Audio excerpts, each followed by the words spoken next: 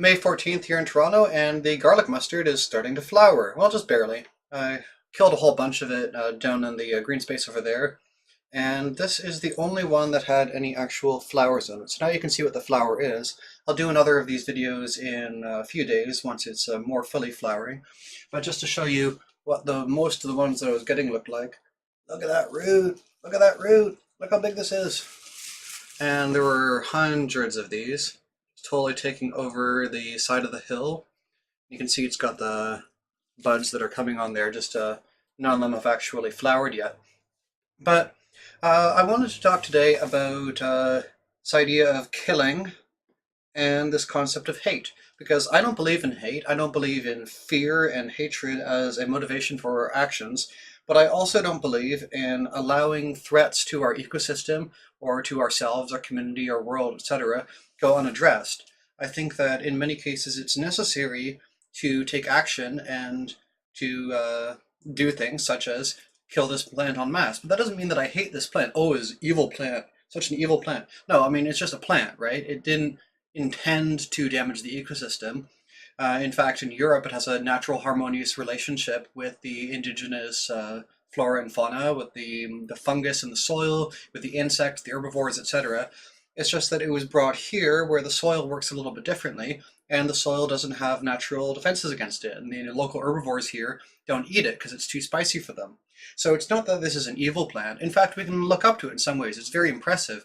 It has these special ways of preserving and spreading itself, such as I noticed that this one and many of the others I just pulled were all the same size, even though it kind of comes up a little bit randomly. But that's because it can reproduce either sexually or asexually. So all these ones that were the same as each other, that's because that's the perfect genetics to invade that particular place where I was pulling it today.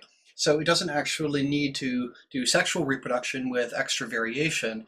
It can just clone itself, and then one genetic individual takes over the whole area and then sexually reproduces and spreads to somewhere else, where a different genetic individual can thrive.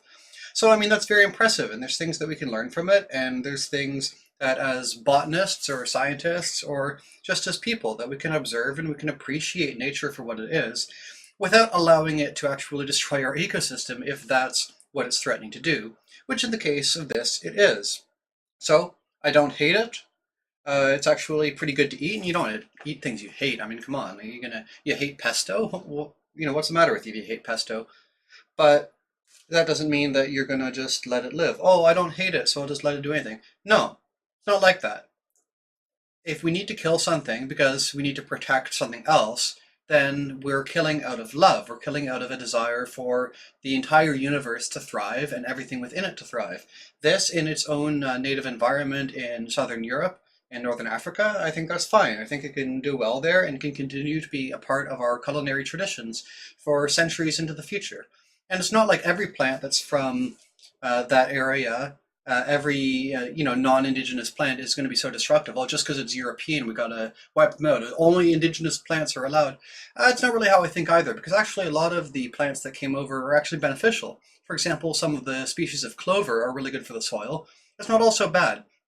But this one is really bad, so we have to do something about it, and we have to do so with no fear that, oh, we're going to lose to it. No, it's just proactivity. We're going to prevent the worst problems from happening in the areas that we happen to be nearby, where we have a responsibility and we have a capacity to act. And also without hate. I'm not going to despise this thing and have this corrosive feeling that's going to wear down our heart. And every time we see some of the side of the road, oh, I can't get that patch right now because I'm a little bit busy today or whatever it might be. So, oh no, those plants. No, come on. It's a plant. You do what you can. You try to remove it from the areas that are close to you and that it's convenient for you to remove it from. Try to educate other people so that they'll also remove it, and we'll see what we can do. But anyway, now you can see what those flowers look like. If you live in Toronto or this area, you're going to see a whole lot of these soon if you keep your eye out. Look around the edges of your garden. A friend of mine just posted a whole bunch of pictures from his garden showing that it's really out of control there.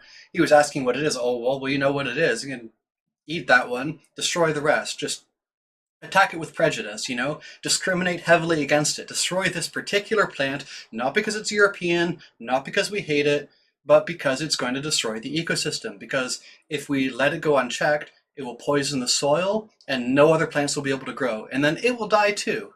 And that's no good for anybody. Anyway, have a nice day.